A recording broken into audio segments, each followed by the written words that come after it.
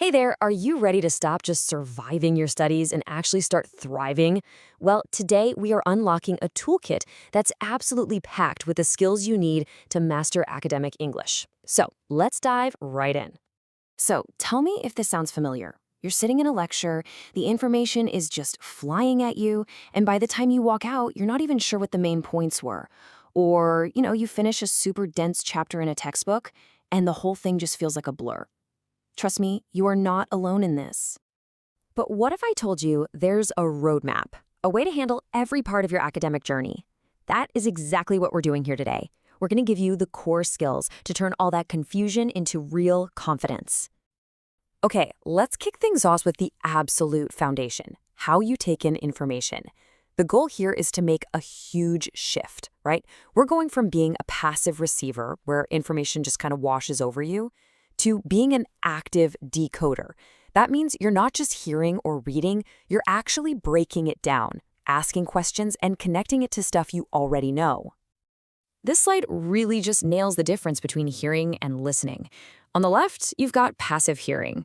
Think of it like a leaky bucket. Information goes in and, well, it goes right back out. But on the right, active listening, that is a total game changer. You're not just a sponge. You're engaging, you're asking questions, you're making connections. You're literally wiring your brain to remember this stuff, which is exactly why your retention goes through the roof. So how do you actually become an active listener? It all starts with a smarter way to take notes. First step, prepare. Just a quick scan of the topic before class gives your brain some hooks to hang the new information on. Step 2, engage during the lecture. Look, you're not a court reporter, so don't try to write down every single word. Listen for the big ideas, the keywords. And now for the third step. This is the magic one. Review. Summarizing your notes in your own words within 24 hours, that is the secret sauce. It's how you move information from your short-term to your long-term memory. It's so crucial. All right, so you've decoded the information, you've taken it all in. Now it's time for the next big step, turning all that understanding into some really powerful writing. This is where you get to show what you really know.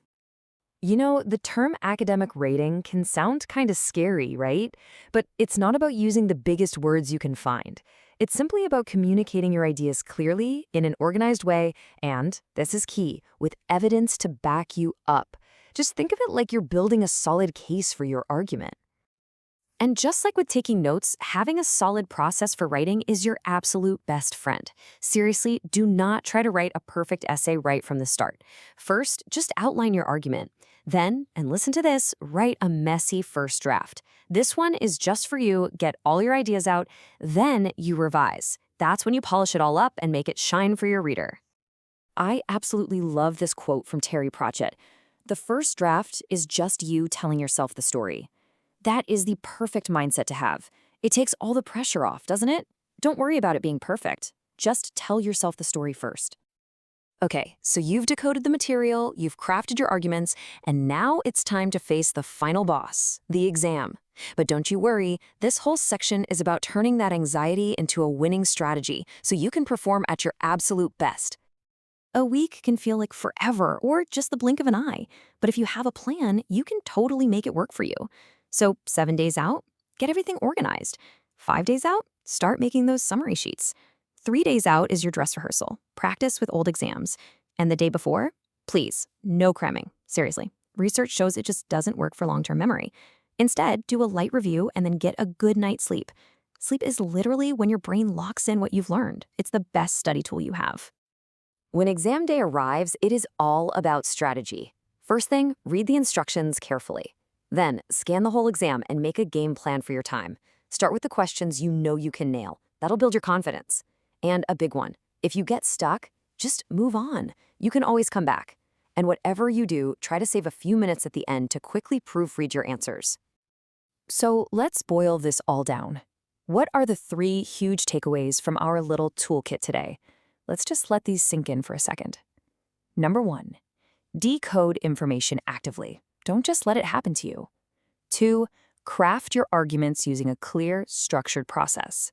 And 3, conquer your exams with smart prep and strategy. These are the tools that are going to set you up for success. And that's it.